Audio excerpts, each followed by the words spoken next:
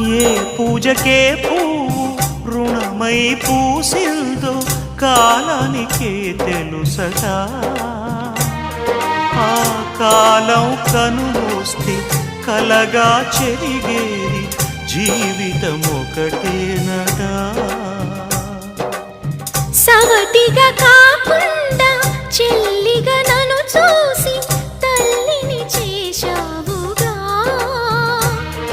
ఈ పారాణి పాదాలు సేవించినా గాని రుణమే తీరదుగా. ఇది కలకాలమై ఉండగా